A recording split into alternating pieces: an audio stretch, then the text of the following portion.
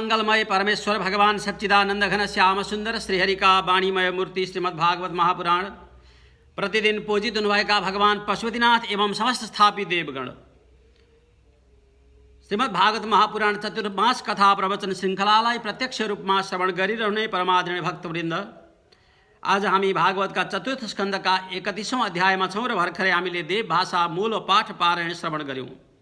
मैत्रेय ऋषिले विदुरजीलाई यो भागवतको रहस्यको कथा चतुर्थ स्कन्धमा उपदेश गर्दै हुनुहुन्छ।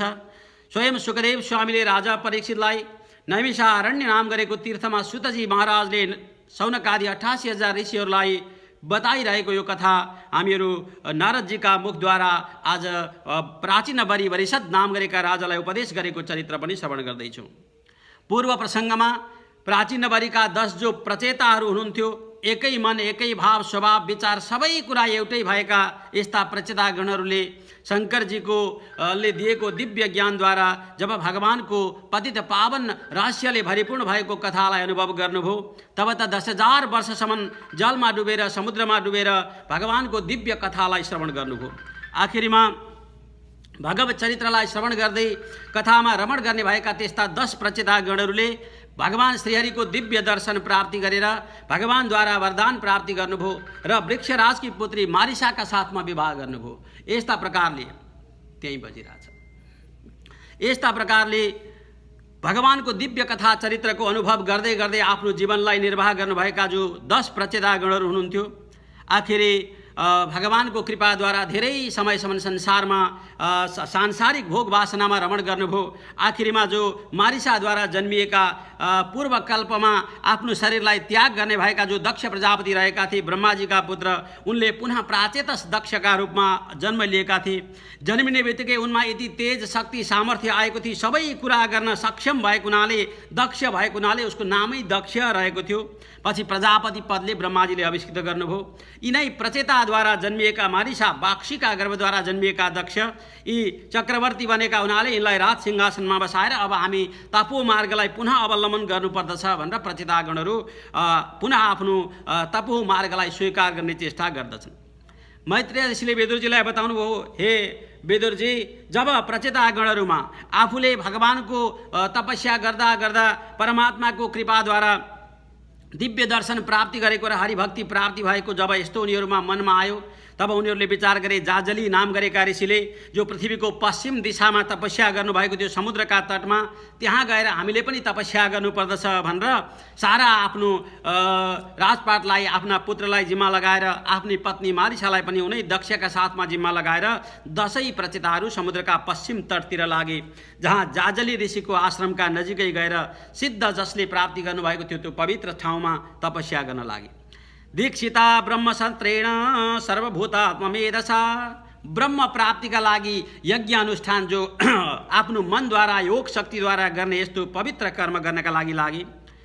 तब त आफ्नो प्राणलाई, मनलाई, आफ्ना वचनलाई, आफ्ना दृष्टिलाई सबैलाई वशमा पार्दै पार्दै बाह्य जो शारीरिक इन्द्रिय आसक्तिहरू थिए तिनीहरूलाई समेट्दै चित्तलाई शुद्ध गराएर परमात्मामा मनलाई स्थिर गराए। तब त भगवानको अनुसन्धान गर्दै गर्दै आफूलाई आनन्दमा रमण गराउन लागे। जब यस्ता प्रकारले भगवत भक्ति मार्गमा उनीहरू पुनः प्रवेश गरे, देवर्षि नारदजीलाई अति नै आनन्द आयो। ओहो, गएर दर्शन दिनु पर्यो, यिनीहरूले कुनै बाटो बिराएका रहेछन् भने पुनः बाटोलाई सफा गरिदिनु पर्यो भनेर देवर्षि नारदजीले दर्शन दिने इच्छा गर्नुभयो र त्यहाँ प्रकट हुनुभयो। जब देवर्षि नारदजीलाई परैबाट प्रचेतागणहरूले देख्ने बित्तिकै उठेर साष्टाङ्ग दण्डवत गरे। तमागतं तौत्थाय प्रणिपत्य अभिनन्द्य च पूजयित्वा यथादेशं सुखं आसीनमथा ब्रुवन्। ध्यानपूर्वक त्यस्ता दिव्य ऋषिलाई पूजा आराधना गर्दै सिंहासनमा उच्चासनमा लगेर बसाए। प्रार्थना गर्दै अर्घ्यम पाद्यम आचमनियम सबै प्रकारका स्वागतका विधानहरू पुरा भए।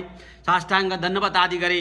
तब त यी सबै कुरालाई चाहिँ स्वीकार गरिसकेपछि देवर्षि नारदजी अति प्रसन्न मुद्रामा स्थिर रहनुभयो। तब 10 प्रचेताहरूले प्रार्थना गर्दै भन्न लागे, हे गुरुदेव, हे देवर्षि नारदजी, स्वागतम ते सुरर्षेद्य दिष्ट्या नो दर्शनम गतः। आज ठुलो पुण्य हाम्रो उदय भएछ। हे देवर्षि नारदजी, हजुर जस्ता सन्तको, महात्माको, विद्वानको दर्शन हामीले यो तप मार्गमा लागेको अवस्थामा प्राप्ति गर्यौँ। हजुरको जब दर्शन प्राप्ति हुन्छ भने सबै अन्धकार समाप्ति भयो। ब्रह्मण्य वबवा यथा रवि, जसरी सूर्यको उदय हुने बित्तिकै सबै प्रकारका अज्ञानहरू आपसी आप समाप्ति भएर अन्धकारहरू समाप्ति भएर जान्छन्। विद्वान सन्त महात्मा गुरुजनहरूको दर्शन मात्रले पनि अज्ञान रूपी ग्रन्थिहरू सबै फुकेर जान्छन्, अज्ञान रूपी अन्धकार सबै समाप्ति भएर जान्छ। हे गुरुदेव कृपा गरिबक्सियोस्। जब भगवान शङ्करजीले हामीलाई दर्शन दिनुभएको थियो, जब भगवान श्रीहरिले दर्शन दिनुभएको थियो, हामीलाई विभिन्न प्रकारका ब्रह्म विद्याका उपदेश गरेर हामीलाई पवित्र तुल्याउनु भएको थियो र ब्रह्म ज्ञानको रहस्यलाई बोध गराइदिबक्सेको थियो। तर जब परमात्माले हामीलाई जुन ज्ञान दिबक्स्यो तत्पश्चात धेरै समयसम्म हामी पुनः सांसारिक जीवनमा प्रवेश गरेर गृहस्थी आश्रममा प्रवेश गरेर काम क्रोध लोभ मोह संसारका भोग वासना आदिमा फँसेर हामीले त्यो मार्गलाई भुलिसकेका छौँ। भगवान त्यस्तो रहस्यको विषयबाट हामी वञ्चित भइसकेका छौँ। तसर्थ तन्न प्रद्योतयाध्यात्मन् आज्ञम तत्त्वार्थ दर्शनम एनाञ्जसा तरिष्यामो दुस्तरम भवसागरम। सुन्नुभयो। तसर्थ प्रभु हजुरले पुनः हामीलाई त्यो रहस्यको उपदेश बताइबक्सियोस्, जसद्वारा हामीले यो संसार सागरबाट पार पाउन सकौँ, मोक्षको आश्रय लिन सकौँ, भगवान हरिको दिव्य पदलाई पुनः हामीले प्राप्ति गर्न सकौँ। कृपा गरेर त्यस्तो रहस्य उपदेश गरिबक्सियोस् भनेर पुनः देवर्षि नारदजीका साथमा 10 प्रचितागणहरूले प्रार्थना गरे।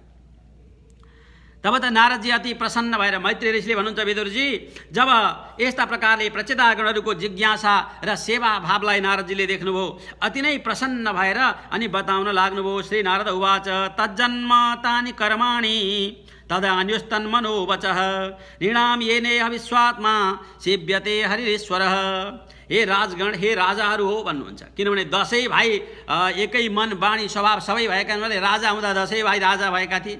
राजपाट छोड्दा नि 10 भाइले एकैचोटि छोडेका थिए।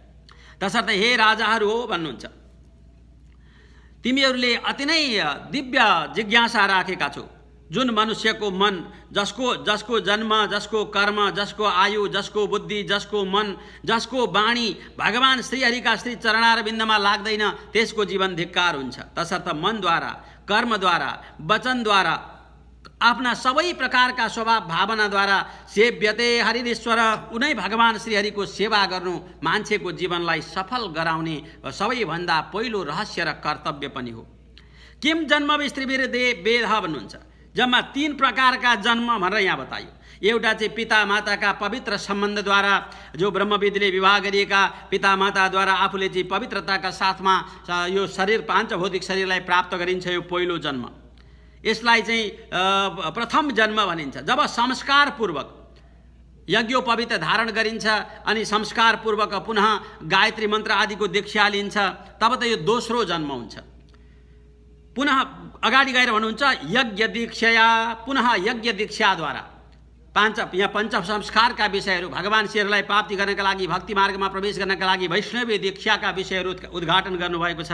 त्यस्ता ब्रह्म विद्याद्वारा ब्रह्म ज्ञानलाई प्राप्ति गर्नका लागि पुनः गुरुका साथमा जो गएर चाहिँ ब्रह्म विद्याको ज्ञान आर्जन गर्दछ, त्यसद्वारा पुनः जीवात्माको अर्को जन्म हुन्छ भने यस्ता प्रकारले त्रयी जन्म भन्यो। 3 प्रकारका जन्मभेष त्रिभेर, यी 3 जन्महरूद्वारा पिता माताका सम्बन्धद्वारा अनि यज्ञोपवीत संस्कारद्वारा र मन्त्र दीक्षा, शरणागतिको दीक्षाद्वारा, यी 3 प्रकारका जो जन्मद्वारा व्यक्तिले आफूले गरेका कर्महरू जति छन् यी सबै भगवान श्रीहरिमा लगाउनु पर्दछ। यी सबैको उद्देश्य के त भन्दा सबैको उद्देश्य भनेको भगवानको सेवा, हरिको सेवा नै जीवनको सबैभन्दा ठुलो रहस्य हो। यस्तो भाव राख्नु पर्दछ।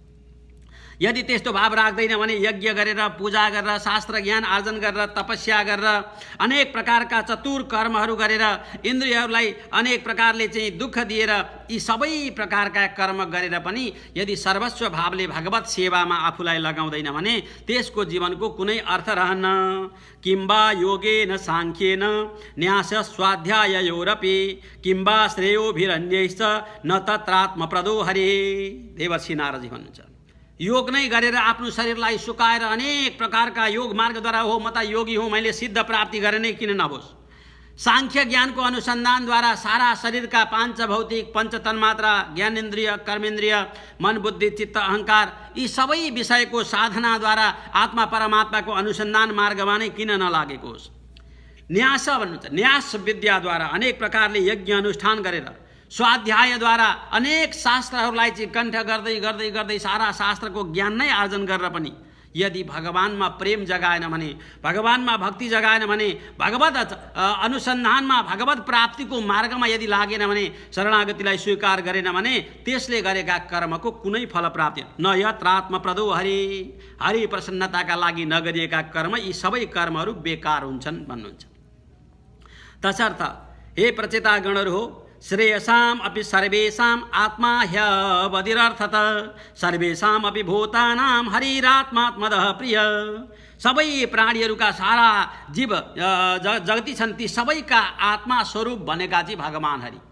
अब त आत्मा तत्त्व नै रहेन भने शरीर सुन्दर भएर हातगोडाहरू सग्ला बलवान भएर पनि यी सबै प्रकारले युक्त भएको बलवान शरीरमा यदि आत्मा रहिदिएन भने यो शरीर तुरुन्तै शवमा परिणत हुन्छ, लास बन्दछ। यही शरीरमा त्यो जीव तत्व आत्मा तत्व आएर प्रवेश गरिदिएको हुनाले अनि ओहो कति सुन्दर, कति राम्रो, कति बलवान यी सबै उपाधिहरू यो शरीरले प्राप्ति गर्दछ। जस्ता प्रकारले शरीरलाई सुन्दरता दिलाउनका लागि, सबै प्रकारको शक्ति सामर्थ्य दिलाउनका लागि आत्मा नै सर्वोपरि हुन्छ भने चराचरका सबै विषयहरूको मूल आत्मा भनेको चाहिँ भगवान नै हो भन्छन्। त्यही भएर देवर्षि नारदजीले प्रष्टसँग बताउनुभयो, यथा तरुर्मूल निषेचनेन तृप्यन्ति तत्स्कन्दभुजोपशाखा प्राणोपहार च यथेन्द्रियाणां तथैव सर्वार्हणमच्युतेज्या।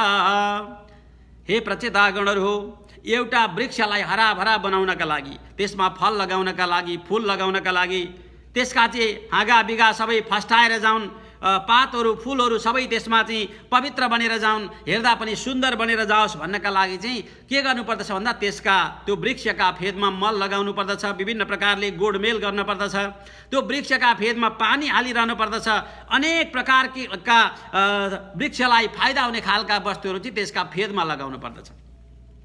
जसरी वृक्षका फेदमा त्यसको सेवा शुश्रूषा गरेपछि, मलजल गरेपछि, गोडमेल गरेपछि त्यो वृक्ष हराभरा बन्दछ, त्यसमा फल लाग्दछ, फूल लाग्दछ, पातहरू हरिया बन्दछन्, त्यसको वृद्धि र विकासका क्रमहरू हुन्छन्। जस्ता प्रकारले प्राणोपहार च यथेन्द्रियाणां, जसरी प्राणलाई रक्षा गरिदियो भने यो शरीर हृष्टपुष्ट छ। किन त भन्दा हामीले प्राण रक्षा गरेका छौँ।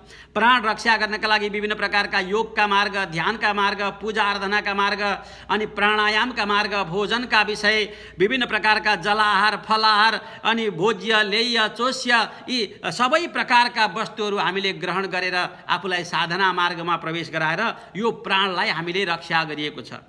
अब त एउटा प्राणको रक्षा गरिदिँदाखेरि सबै इन्द्रियहरूले चाहिँ काम गरेका छन्। आँखाले देख्न सकेको छ प्राणको रक्षा गरिदिनाले, प्राणको रक्षा गरिदिनाले कानले सुन्न सकेको छ, प्राणको रक्षा गरिएको हुनाले चाहिँ हातहरूले कर्म गर्न सकेका छन्, पाउहरूले हिँड्न सकेका छन्, आँखाहरूले देख्न सकेका छन्, मुखले बोल्न सकिएको छ। यो सबै कसरी भएको छ त भन्दा हामीले प्राणलाई रक्षा गरेका छौँ। यदि प्राण नै रक्षित थिएन भने, यो शरीरमा प्राणैको चाहिँ यदि संरक्षण गरिएको थिएन र प्राण रहित शरीर थियो भने न आँखाले काम गर्थ्यो, न कामले काम गर्थ्यो, न त नाकले, न हात पाउ, न गोडा, न शरीरका कुनै अङ्गले काम गर्दथे। तथैव त्यस्तै प्रकारले जसरी रुखको फेदमा मलजल गरेपछि हाँगा बिगा हरिया परिया भए फलफुल लाग्यो, जसरी प्राणको रक्षा गरेपछि सबै प्रकारका इन्द्रियहरू आपसे आप तृप्त भएर गए, तथैव भन्नुहुन्छ त्यस्तै प्रकारले सर्वार्हणमच्युतेज्या। भगवान श्रीहरिको यज्ञ गरौँ भने, भगवान श्रीहरिको पूजा गरौँ भने, भगवान श्रीहरिको मन्त्रहरू जप गरौँ भने, भगवान श्रीहरिका नामहरू उच्चारण गरौँ भने, भगवान श्रीहरिलाई स्मरण गरेर कीर्तन भजन आदि कर्महरू गरौँ भने, जुनसुकै प्रकारले पनि हरिको सेवा गरौँ भने सर्वार्हणम सारा देवताहरू, चाहे ब्रह्मा किन नहोस्, चाहे शङ्कर, चाहे गणपति, चाहे हनुमान, संसारका जति 33 कोटी देवताहरू हुनुहुन्छ आपसे आप तृप्त हुनुहुन्छ। यदि हरिलाई छोडेर अरू सबैलाई पूजा आराधना गरौँ भने त्यो सबै निरर्थक हुन्छ। किनभने हरिरेव जगत जगदेव हरि, हरिणा जगतो नै भई भिन्न तनु, हरि रहित संसारमा कुनै वस्तु हुनै सक्दैन। नारदजीले भन्नुभयो तथैव सर्वार्हणमच्युतेज्या। तसर्थ भगवान अच्युतलाई उपासना नगरिकन अरू कुनै कुराको पनि फलप्राप्ति हुँदैन। यदि अच्युत भगवान श्रीहरिलाई चाहिँ उपासना गरियो भने सबै कुराको फलप्राप्ति हुन्छ। हे प्रचेतागणहरू, यथैव सूर्यात् प्रभवन्ति बारः पुनश्च तस्मिन् प्रविशन्ति काले, भूतानि भूमौ स्थिरजङ्गमानि तथा हरावेव गुणा प्रवाह। पुनः अर्को दृष्टान्त दिँदै भन्नुहुन्छ, जस्ता प्रकारले प्रचण्ड गर्मीको समयमा भगवान सूर्यनारायणले संसारमा समुद्रहरूमा नदी नाला पहाड विभिन्न प्रकारका चाहिँ तलाउहरूमा भएको जललाई चाहिँ आफ्नो ताप शक्तिद्वारा शोषण गरेर त्यहाँको जललाई सुकाएर बाफ बनाएर बादलका रूपमा आकाशमा लिएर जानुहुन्छ। सारा संसारका जलहरूलाई चाहिँ सोच्दै सोच्दै बादल बनाएर आकाशमा लिएर जानुहुन्छ त्यो प्रचण्ड गर्मीको समयमा। अनि पुनश्च तस्मिन् प्रविशन्ति काले, जब व्यक्तिहरूलाई वर्षा भइदियोस् भन्ने समय हुन्छ, जब वर्षा ऋतुको आगमन हुन्छ, तब त संसारमा अनि त्यही आफूले सोचेर लगेको जललाई अनि वर्षाका रूपमा पुनः संसारमा फैलाइदिनुहुन्छ, छरिदिनुहुन्छ, वर्षा गराइदिनुहुन्छ। भूतानि भूमौ स्थिर जङ्गमानि, यो चराचरमा जस्ता प्रकारले पाँच भौतिक वस्तुहरू छन्। यो शरीर पनि के हो त भन्दा पाँच भौतिक हो। यसमा पृथ्वीको तत्त्व छ, जलको तत्त्व, तेजको तत्त्व, वायुको तत्त्व र आकाशको तत्त्व छ। यी पाँच तत्त्वले युक्त भएको शरीर छ। जो हाड मांस आदि छन् यी पृथ्वीका तत्त्व हुन्। शरीरबाट आत्मा निक्लिसकेपछि यी हाड मांस गएर माटो बन्दछन्। त्यस्तै प्रकारले र्याल रक्त मूत्र आदि गरेका जति वस्तु छन् यी जलका तत्त्व हुन्। शरीर छुटिसकेपछि जलीय पदार्थ जलकै तत्त्वमा गएर विलिन हुन्छन्। तेजको तत्त्व तेजमा विलिन हुन्छ, वायुको तत्त्व वायुमा विलिन हुन्छ, आकाशको तत्त्व आकाशमा विलिन हुन्छ।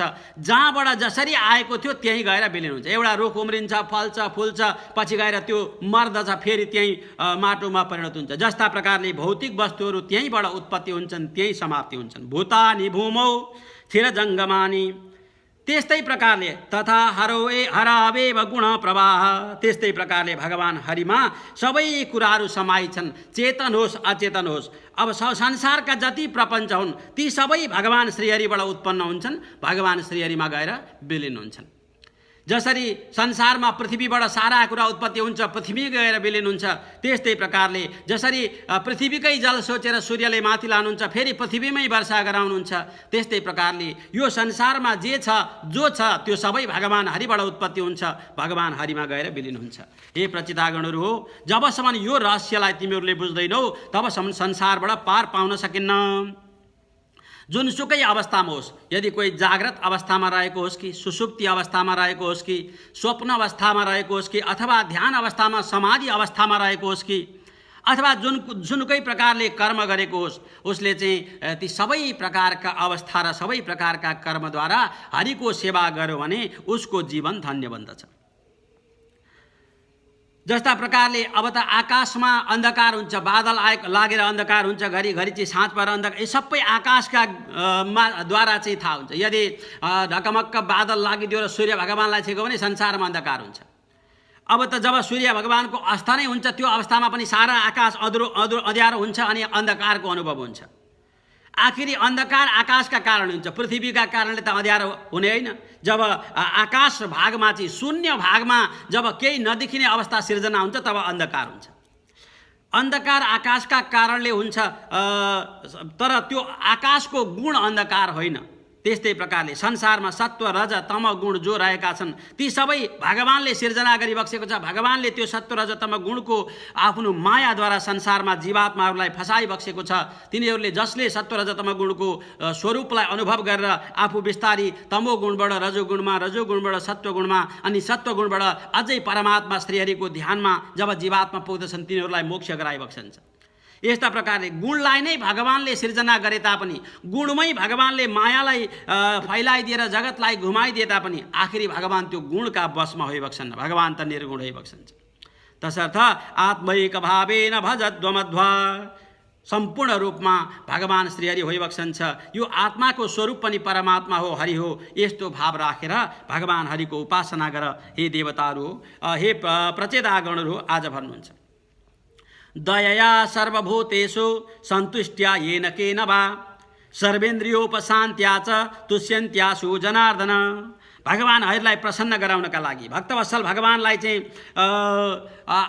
अति प्रसन्न गराएर आफूलाई धन्य गराउनका लागि सबै प्राणीहरूको सेवा गर्नु, सबैमा दया भाव राख्नु, सबैलाई सन्तुष्ट तुल्याउनु, सबै प्रकारले चाहिँ आफ्ना इन्द्रियहरूलाई वशमा पार्नु र अनि आफ्नो इन्द्रियको माध्यमद्वारा परमात्मामा आफ्नो बुद्धि लगाउनु। यस्तो कर्म गर्यो भने भगवान श्रीहरिलाई तुरुन्तै प्रसन्न गराउन सकिन्छ।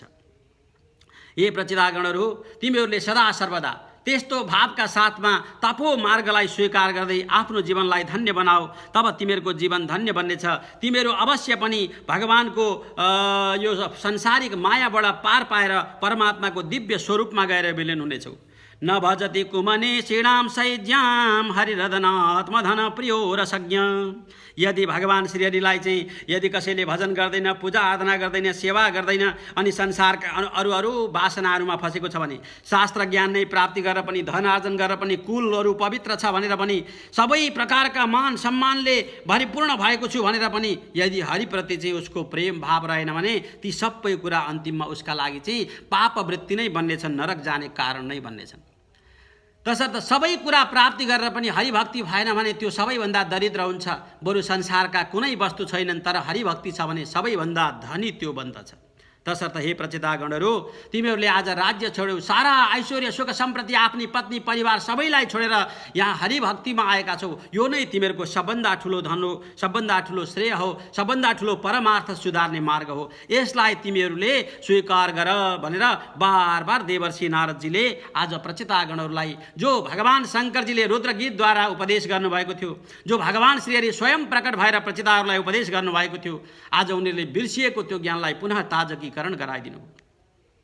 मैत्री ऋषिले भन्नुहुन्छ, इति प्रचितसो राजन्यन्यां स भगवत कथा श्रावयित्वा ब्रह्मलोकम ययो स्वयंभुवो मुनि। देवर्षि नारदजीले सबै रहस्यहरू प्रचितागणहरूलाई उपदेश गरेर आफू अनि स्वयं ब्रह्मलोकतिर प्रस्थान गर्नुभयो, अन्तर्ध्यान हुनुभयो।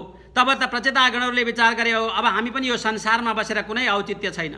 अब यो देवर्षि नारदजीले दिएको ब्रह्मज्ञानलाई स्वीकार गर्दै गर्दै हरिको सेवामा सम्पूर्ण रूपले आफूलाई लगाएर ध्यानद्वारा, परमात्माको चिन्तनद्वारा हरिको गतिलाई प्राप्ति गर्नुपर्दछ भनेर उनीहरू पनि त्यही मार्गमा लागे।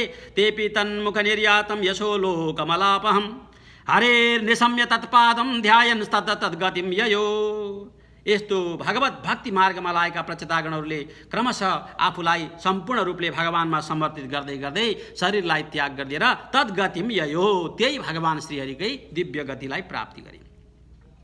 तसर्थ भगवान श्रीहरिको दिव्य कथा कीर्तन श्रवण गर्नेको कहिल्यै पनि अधोगति हुँदैन।